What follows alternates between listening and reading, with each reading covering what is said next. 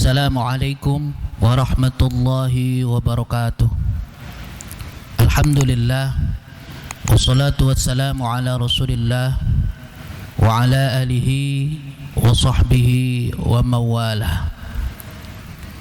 Jamaah salat maghrib Masjid Fathullah, rekan mahasiswa dan mahasiswi UIN Syarif Hidayatullah Jakarta yang dimuliakan Allah, rasa syukur marilah kita panjatkan atas limpahan nikmat. Salawat teriring salam semoga terlimpah tercurah kepada Rasulullah sallallahu alaihi wasallam. Jemaah yang dimuliakan Allah, kita akan memulai lagi kajian Qiraatul Kutub yang sudah lama berjalan di Masjid Fathullah UIN ini. Namun dikarenakan wabah pandemi, kita hampir 2 tahun berhenti istirahat. Kemudian sekarang dalam kondisi yang sudah mulai aman dari wabah, maka pengajian Qiraatul Kutub sudah diaktifkan lagi. Harapannya tentunya dengan kajian pengajian ini semua kita bertambah ilmunya, sebagaimana yang dikatakan oleh Imam Asy-Syafi'i yang ditulis dan dinukil dalam kitab Ta'limul Muta'allim. Kata Imam Syafi'i, hendaklah setiap hari kita harus bertambah ilmunya. Jadi kalau sekarang kita belajar huruf alif, besok kita harus belajar huruf ba, besoknya lagi harus belajar huruf ta, dan seterusnya. Semakin hari ilmu kita diharapkan semakin bertambah. Dalam beberapa kitab disebutkan hadis-hadis Nabi kaitannya dengan keutamaan menuntut ilmu. Di antaranya adalah kitab Tanhiqul Qaulul Hadis ala Lubabil Hadis. Disebutkan bahwa barang siapa yang mempelajari satu bab ilmu, baik dia langsung mengamalkan ataupun belum mengamalkan, mempelajari ilmu saja, maka dia mendapatkan keutamaan yang tidak kalah hebatnya dengan keutamaan menjalankan sholat sunnah 1000 rakaat. Ini bab tentang keutamaan menuntut ilmu. Juga disebutkan dalam kitab Riyadhus Shalihin, barang siapa yang bersungguh-sungguh dalam menuntut ilmu, maka Allah akan mudahkan jalannya menuju surga. Pun juga banyak disebutkan, misalnya di dalam kitab Tanbihul Ghafilin, Imam Abu Laits mengatakan bahwa barang siapa yang duduk di majelis ilmu, walaupun setelah dia keluar dari majelis dia tidak lagi mengingat apa yang dibahas, dia mungkin lupa karena ngajinya ngaji kuping, gak dicatat, tapi dia tetap mendapatkan keutamaan. Di antara keutamaannya itu adalah duduknya itu dinilai ibadah oleh Allah Subhanahu wa ta'ala. Kalaupun dia pusing karena menyimak pengajian, maka pusingnya itu menjadi wasilah sampainya dia dekat dengan Allah Subhanahu wa ta'ala. Jadi jamaah yang dimuliakan Allah, kita jangan pernah bosan untuk mengikuti kajian, untuk mengikuti pengajian, untuk menambah ilmu. Malam hari ini kita akan sama-sama membahas kitab Mukhtarul Ahaditsin Nabawiyah, hadis-hadis Nabi pilihan yang sudah dipilih. Saya akan memulai membaca hadis nomor 591 dari kitab ini. Kenapa? Karena hadis ini sangat relevan dibahas, karena kita belum lama merayakan hari raya Idul Fitri, dan di beberapa tempat masih banyak yang mengadakan acara halal bihalal, silaturahim, satu sama lain saling memaafkan. Jemaah yang dimuliakan oleh Allah, saya akan langsung membacakan hadisnya. thalathun man kunna fihi hasabahu Allahu hisaban yasira. Ada 3 hal, barang siapa 3 hal ini ada pada dirinya, maka dia akan dihisab dengan hisab yang mudah. Wa adkhalahul jannah, dan dia akan masuk surga. Saya ulangi, ada 3 hal, barang siapa 3 hal ini ada pada dirinya, maka dia akan dihisab oleh Allah dengan hisab yang mudah, dan Allah akan memasukkannya ke dalam surga. Apa 3 hal itu? Yang pertama adalah tu'ti man haramaka, memberi orang yang tidak memberi kepada kita, berbuat baik kepada orang yang tidak baik kepada kita.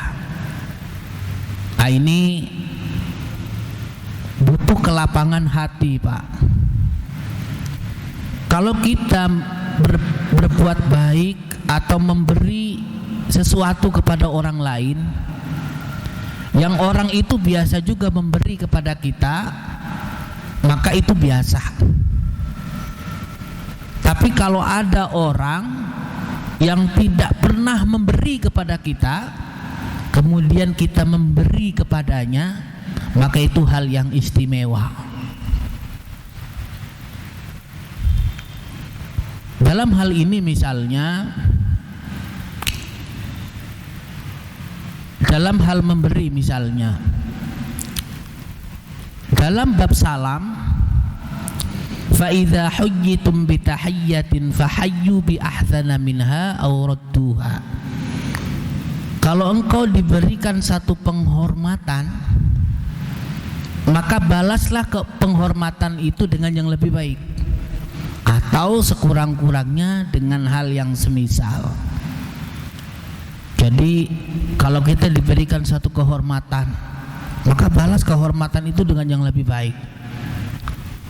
Misalnya salam, ada orang yang memberikan salam kepada kita, assalamualaikum, maka sebaiknya kita jawab dengan yang lebih baik, atau sekurang-kurangnya semisal.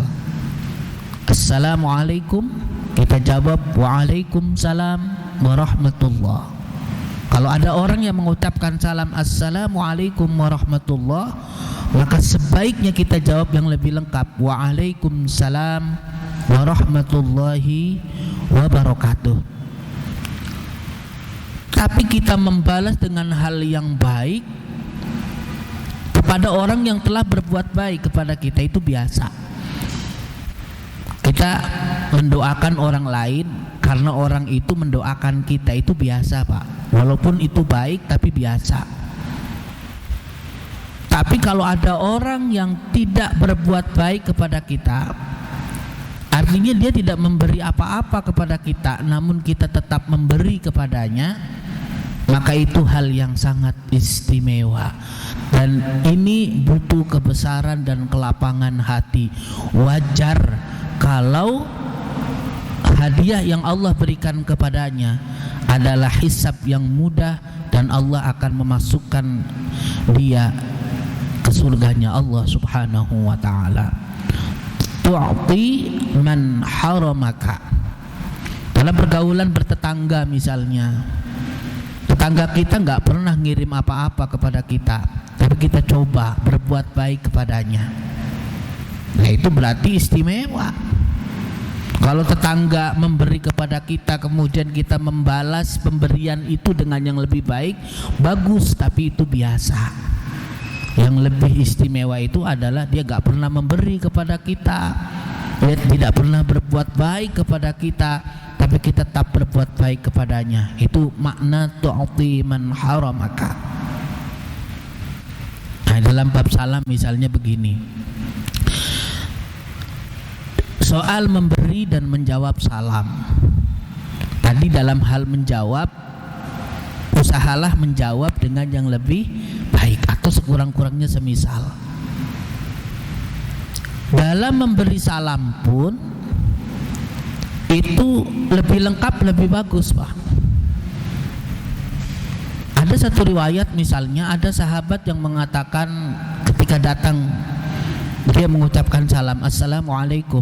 Rasulullah menjawab, Waalaikumsalam warahmatullahi wabarakatuh. Nabi mencontohkan jawabannya lebih lengkap. Nabi mengatakan engkau mendapatkan 10 kebaikan ketika ada orang mengucapkan salam hanya Assalamualaikum. Tapi datang sahabat kali yang kedua, Assalamualaikum warahmatullahi. Nabi menjawab, Waalaikumsalam warahmatullahi wabarakatuh. Engkau mendapatkan 20 kebaikan. Datang sahabat yang ketiga, mengucapkan salamnya lengkap, Assalamualaikum warahmatullahi wabarakatuh. Nabi menjawab, Waalaikumsalam warahmatullahi wabarakatuh. Nabi mengatakan engkau mendapatkan 30 kebaikan. Semakin lengkap ucapan salam kita, semakin banyak pahalanya.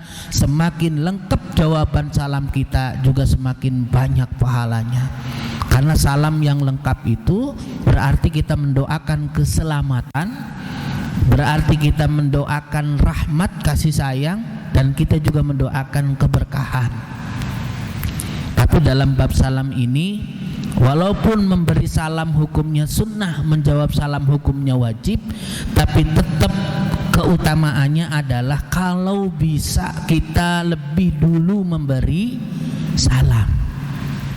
Memang etikanya ada aturannya, Pak. Yang lebih muda sebaiknya memberi salam kepada yang lebih tua. Yang sedikit memberi salam kepada yang banyak. Yang berkendaraan memberi salam kepada yang jalan kaki. Yang jalan kaki memberi salam kepada yang duduk. Ya, ini etika dalam memberi salam. Namun Rasulullah SAW mendidik anak kecil. Rasulullah kalau ketemu dengan anak-anak kecil, Rasulullah mengucapkan salam, Assalamualaikum. Nah, ini berarti Rasulullah lagi mencontohkan bahwa memberi salam hukumnya sunnah, tapi memberi salam itu lebih utama, kita dahulukan. Artinya kita kalau misalkan ketemu dengan orang, harusnya dia yang ngucapin salam kepada saya, nggak usah pikir begitu. Kalau kita bisa mengucapkan salam lebih dulu, memberi salam lebih dulu, itu jauh lebih bagus. Nah, ini ada salam hadir, ada salam gaib. Ada salam hadir itu kita mengucapkan salam, orangnya ada di depan kita, Pak. Ya, tapi kalau salam gaib itu kita mengucapkan salam tapi orangnya nggak di depan kita, biasanya nitip salam. Nah, nitip salam. Sampaikan salamnya buat Haji Fulan. Nah, itu berarti nitip salam. Biasanya kita kalau mendapatkan salam, Ustadz dapat salam ya, ya. Enggak begitu jawabannya, Pak. Rasulullah SAW mengajarkan kalau kita mendapatkan salam yang nitip salamnya laki-laki, yang dititipin salamnya laki-laki, berarti kita jawabnya alaika wa alaihis salam. Yang nitip salamnya perempuan, yang dititipinnya laki-laki, maka kita jawab alaika wa alaihas salam. Yang mengucapkan, yang nitip salamnya laki-laki, yang dititipinya perempuan, kita jawabnya apa? Alaiki wa alaihis salam. Ini permainan domir saja. Jadi dalam hal memberi dan mengucapkan salam ada aturannya. Tapi kalau misalnya kita jawab ya sebaliknya gitu, ya itu sudah bagus. Cuman lebih bagus lagi kalau kita mengikuti apa yang dicontohkan oleh Rasulullah SAW.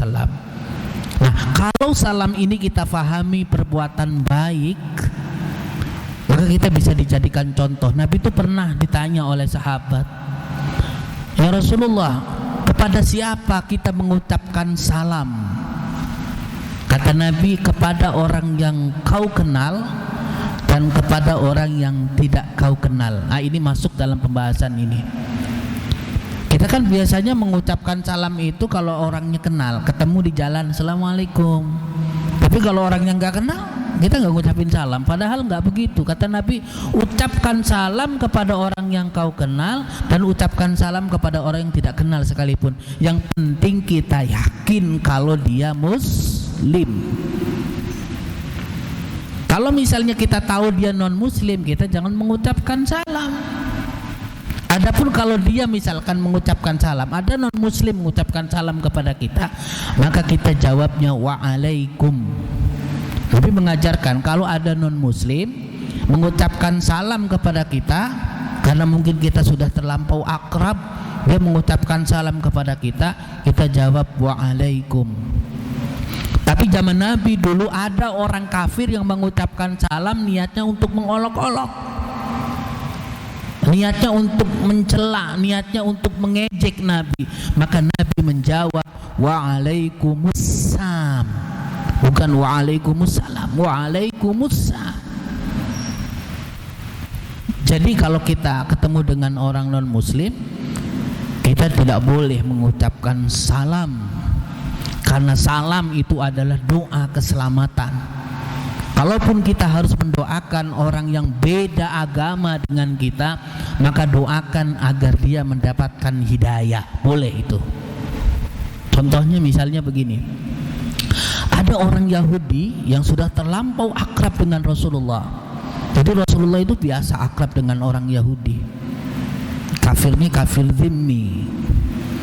Orang Yahudi itu memperhatikan kalau orang bersin ngucapin alhamdulillah, maka kita dianjurkan untuk mendoakan yarhamukallah. Dan Nabi sering mendoakan sahabat yang bersin kemudian mengucapkan alhamdulillah. Nabi mendoakan dengan doa yarhamukallah. Akhirnya orang Yahudi ini pengen bersin, sengaja bersinnya itu di samping Rasulullah Shallallahu Alaihi Wasallam.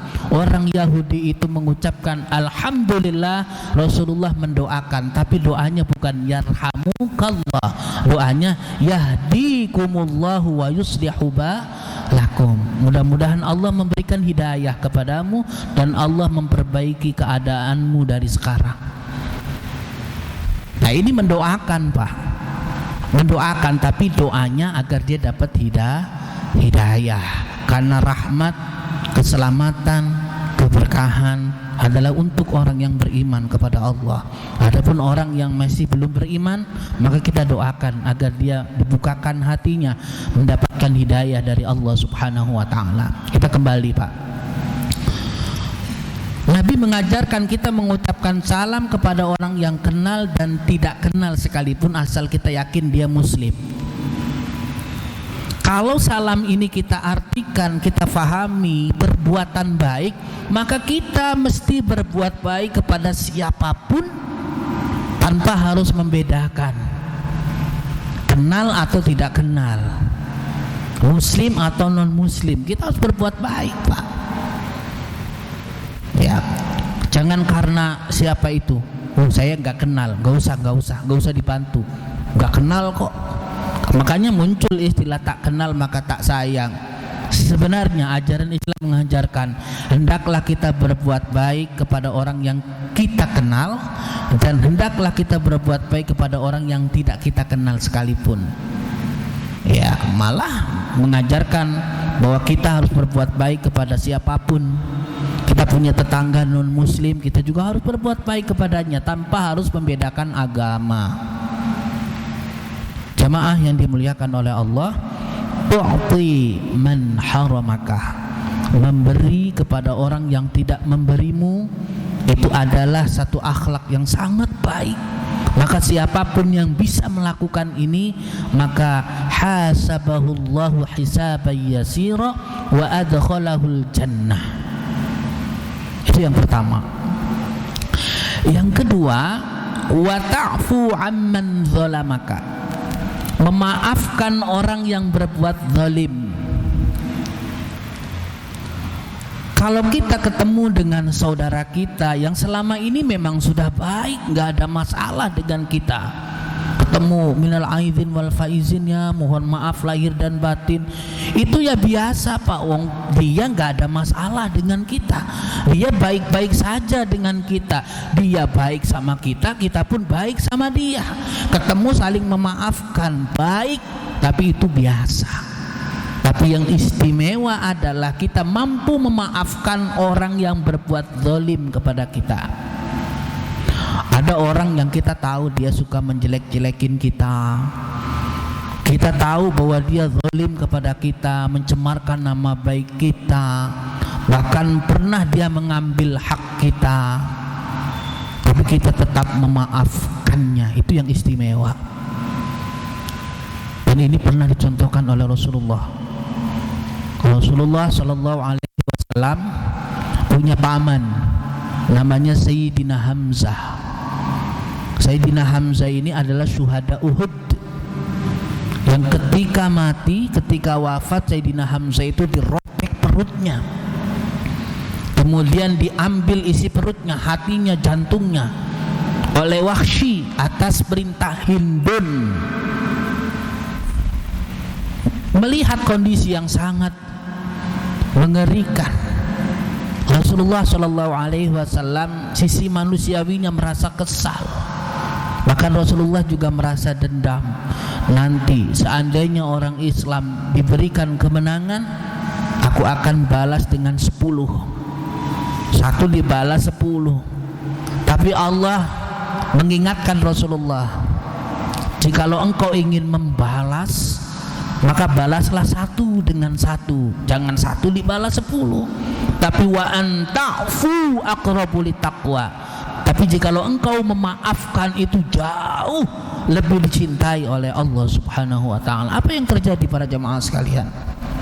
Dengan keluhuran dan keagungan akhlaknya Rasulullah, sempat kesel Nabi, tapi diingatkan oleh Allah, wa anta'fu aqrabu litaqwa. Nabi memaafkan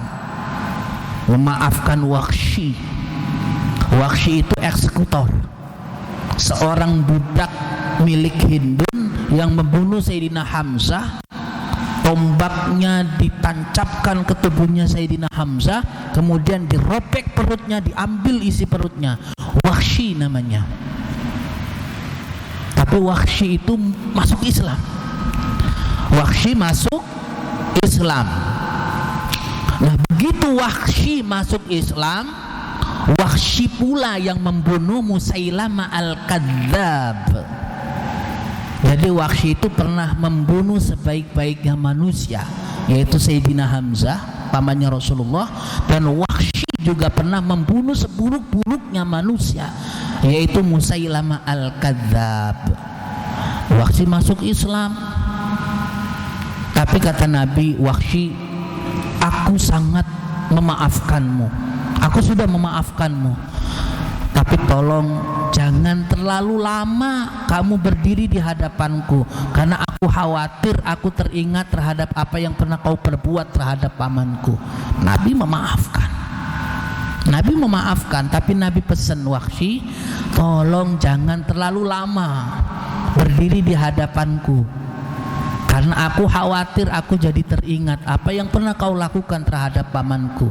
Nabi memaafkan. Nabi lewat, ada orang kafir, orang Yahudi yang meludahi Nabi, lewat lagi meludahi Nabi.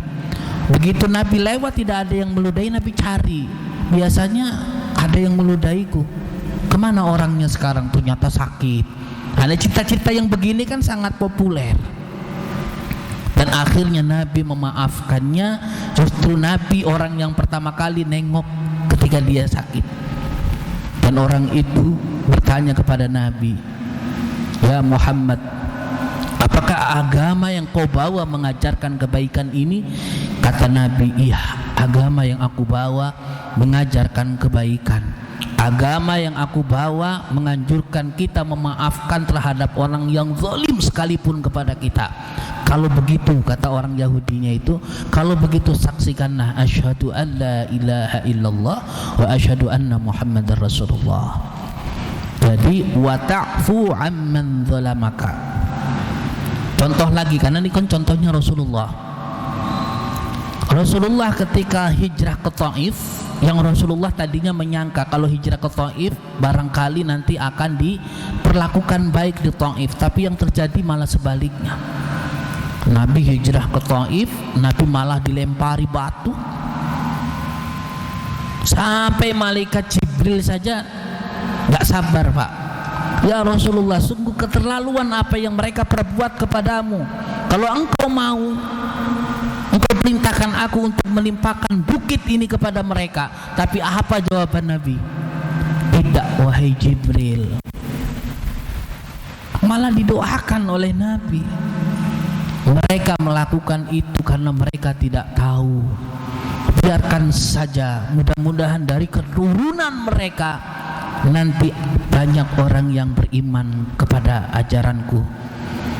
Nah ini wa ta'fu amman zalamaka. Dan ternyata di dalam surat Ali Imran 134, mulai dari 133 134, sari'u ila maghfiratin min rabbikum wa jannah.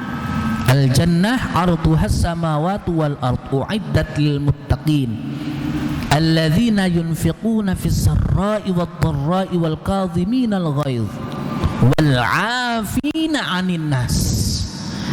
Jadi orang yang bertakwa itu akan disediakan surga seluas langit dan bumi. Lalu siapa orang yang dimaksud orang yang bertakwa itu? Diantaranya adalah orang yang mampu menahan amarah, dan yang kedua adalah wal 'afina 'anil nas, yang mampu memaafkan orang lain. Kalau bisa, Pak, kita memaafkan orang lain itu nggak usah nunggu dia minta maaf. Kan kita sering bilang begini, ya kalau dia minta maaf ya saya maafin. Sombong amat kita. Nggak usah nunggu dia minta maaf. Tanpa dia harus minta maaf kepada kita, kalau bisa kita sudah maafin. Karena gini, Pak, kalau kita pikir, kita bilang begini, pokoknya kalau dia minta maaf ya saya maafin, berarti pada saat kita mengatakan seperti itu, kita berarti merasa di posisi yang benar. Kalau kita selalu merasa di posisi yang benar, sombong namanya. Jadi tidak apa-apa, Pak, kita nggak usah mikir siapa yang salah. Minta maaf itu tidak hina. Suami minta maaf kepada istri, terlepas siapa yang salah, nggak apa-apa. Istri juga minta maaf kepada suami. Jangan kita berpikir siapa yang salah. Dia yang salah ya dia yang harus minta maaf. Karena kesalahan itu bisa saja sengaja, bisa saja tidak disengaja, bisa saja kita sadari, bisa saja kita tidak menyadarinya. Barangkali kita yang salah. Kita juga sering mendengarkan orang mengatakan begini, biarin aja, nanti dia juga mendapatkan balasannya. Kan kayak benar, Pak, ucapan begitu sepertinya benar, padahal salah. Karena pada saat kita mengucapkan seperti itu, kita merasa di posisi yang benar. Yang benar gimana, Pak? Ini dicontohkan di kalangan sahabat dan ulama salafus salih. Kalau kita terjadi masalah dengan orang lain, sebaiknya kita mengucapkan begini, ya Allah, kalau saya yang salah, ampuni saya. Kalau dia yang salah, ya Allah ampuni dia. Begitu, Pak. Fair namanya. Jangan kita mengatakan biarin aja, nanti dia juga dapat balasan. Kayak kita yang bener aja. Padahal belum tentu kita yang benar, barangkali kita yang justru salah. Ya Allah, mudah-mudahan kalau saya yang salah, ampunilah dosa saya. Kalau dia yang salah, ampuni dosanya. Sehingga ketika ketemu saling minta maaf dan saling memaafkan satu sama lain. Ini kadang-kadang, Pak, acara halal bihalal, tangannya salaman tapi mukanya tidak mau bertatapan, Pak. Ya habis gimana, kepergok. Kalau nggak kepergok saya nggak sudi ketemu dia. Ini bukan hati dan jiwanya orang mukmin. Orang mukmin itu pemaaf. Calon ahli surga itu pemaaf. Kalau kita tidak memaafkan kesalahan orang lain, itu berarti kita sombong, Pak. Kita kan punya salah kepada Allah, pengennya kesalahan kita, dosa kita, maksiat kita diampuni oleh Allah. Maka kita juga harus belajar memaafkan kesalahan orang lain, sekalipun dia telah zalim kepada kita. Walaupun misalnya begini, Allah itu tidak suka dengan doa yang buruk, terkecuali doanya orang yang dizalimi. Bukan berarti kalau kita merasa dizalimi kemudian kita aji mumpung, oh kalau begitu saya kan dizalimi, doain aja dengan doa yang buruk. Gak boleh, Pak. Sebaiknya jangan mendoakan doa yang buruk, doakan yang baik, Pak. Ya, apa yang kita ucapkan itu mencirikan kualitas kita. Kalau kita sering mengucapkan hal-hal yang buruk, berarti memang kita kualitasnya begitu. Kalau kita mendoakan orang lain dengan doa yang tidak baik, dengan doa yang buruk, berarti memang kualitas kita tidak baik.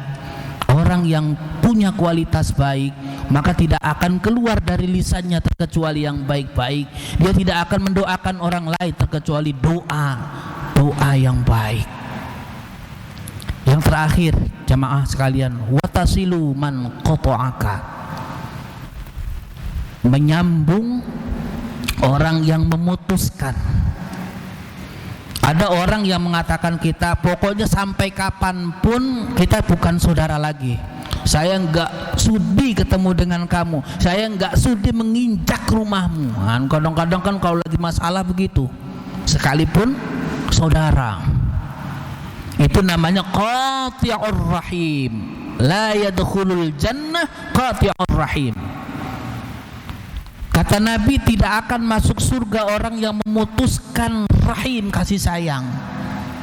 Rahim di sini sebenarnya begini. Kalau kita bicara silaturahim begini.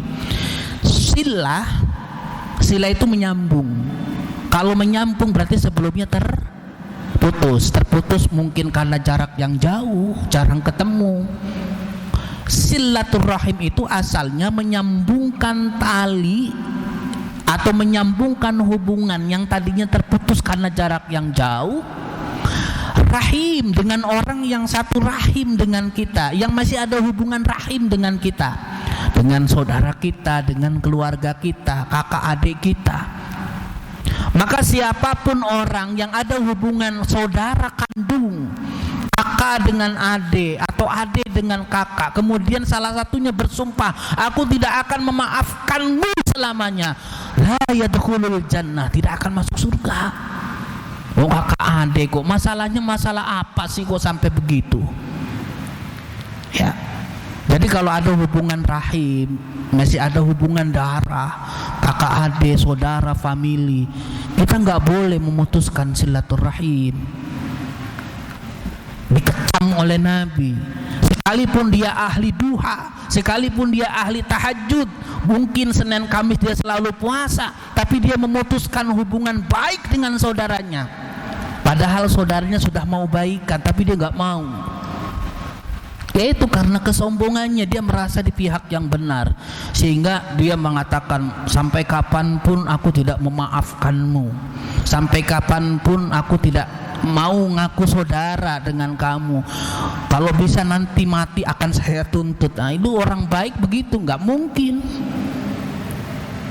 Ini kadang-kadang karena kurang ngaji, ya kurang ngajinya, kurang semangat menjalankan ibadah ritual, tapi hubungan dengan sesama tidak baik. Nah, jadi watasilu man qata'aka, ada orang yang memutuskan silaturahim, kita sambungkan. Nah, ini adalah akhlak yang terbaik. Jadi jamaah yang dimuliakan oleh Allah, saya ulangi sebagai kesimpulan, ada 3 hal. Barang siapa yang memiliki 3 hal ini, maka dia akan mendapatkan hisab yang mudah, dan Allah akan masukkan dia dalam surganya Allah. Memberi kepada orang yang tidak memberimu, memaafkan orang yang berbuat zalim kepadamu, dan menyambungkan orang yang memutuskan tali silaturahim denganmu. Nah, ini tidak akan bisa dilakukan terkecuali oleh orang yang punya hati yang luar biasa, hati yang lapang, hati yang istimewa. Orang yang hatinya sempit tidak bakal bisa melakukan seperti ini. Dia hanya berbuat baik kepada orang yang baik kepadanya. Dia hanya memaafkan orang yang baik kepadanya. Dia akan menyambungkan terhadap orang yang menyambungkan kepadanya. Sedangkan ini adalah perkara yang tidak mudah. Maka hadiah yang Allah berikan kepadanya juga adalah hadiah yang istimewa. Hasabahullahu hisaban yasira wa adkhalahul jannah. Baik para jamaah sekalian, itu saja yang bisa disampaikan. Mudah-mudahan kajian singkat ini dapat bermanfaat. Barangkali mungkin ada waktu untuk tanya jawab, silakan.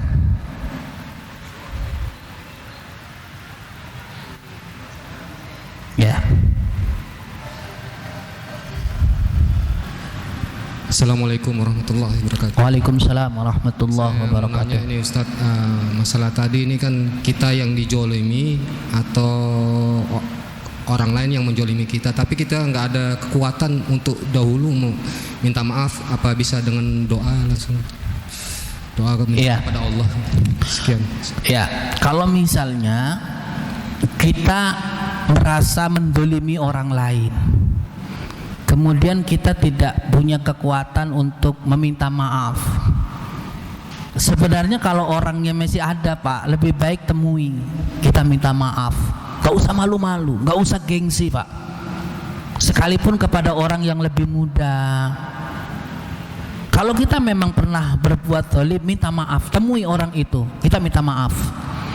Tapi seandainya orang yang pernah kita zalimi itu tidak ada, mungkin alamatnya kita nggak tahu dia di mana, maka bacakan istighfar untuknya. Kita minta ampun kepada Allah dan kita minta ampun untuknya.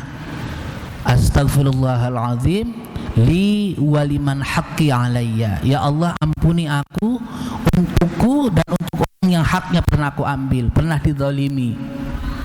Sama dalam hal hutang piutang juga begitu Pak. Kita pernah punya utang sama orang, belum bayar, pengen bayar, orangnya udah nggak ada, nggak tahu masih hidup atau sudah mati. Kalaupun masih hidup nggak tahu alamatnya di mana. Doakan agar dia mendapatkan ampunan dari Allah, agar dia mendapatkan kebaikan. Malah kalau masalah hutang piutang Pak, kalau orang kita mau bayar tapi orangnya ndak ada, ya kita sedekah Pak, tapi sedekahnya atas nama dia.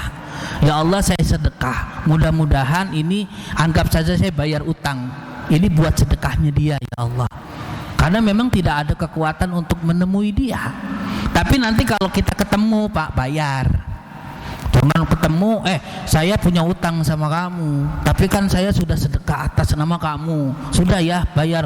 Kata yang ngutanginya, saya kan nggak nyuruh kamu sedekah atas nama saya. Ya kalau ketemu bayar. Tapi kalau nggak ketemu ya caranya begitu. Doakan agar dia mendapatkan ampunan dari Allah dan kita sedekah atas nama dia. Dengan cara itu mudah-mudahan kita punya salah sama dia, kesalahan kita diampuni oleh Allah Subhanahu wa taala. Karena nanti di akhir itu ada al-khosmah. Al-khosmah itu orang yang menuntut Pak. Kita pernah mendolimi kita belum minta maaf Pak, bakal dituntut Pak. Kamu memang sholatnya rajin, tapi kamu pernah menyakiti hati saya nggak terima. Bayarnya pakai apa? Nggak bisa pakai duit. Bayarnya pakai pahala yang kita punya. Kita punya pahala Pak. Amal baik ke kita, pahalanya dikasih sama dia. Itu kalau kita punya. Kalau sudah habis atau bahkan mungkin kita nggak punya, sedikit kebaikan kita, dosanya dia dikasihin ke kita. Itu yang disebut dengan orang muflis. Oke, jadi kembali ke pertanyaan, gimana kalau kita pernah mendolimi orang, lantas kemudian kita tidak kuasa untuk meminta maaf karena orangnya tidak ada, doakan agar dia mendapatkan ampunan. Oke, yang lain silakan Pak.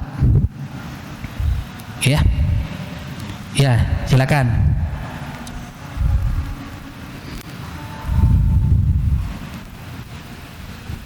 Bismillahirrahmanirrahim. Assalamualaikum warahmatullahi wabarakatuh. Waalaikumsalam warahmatullahi wabarakatuh.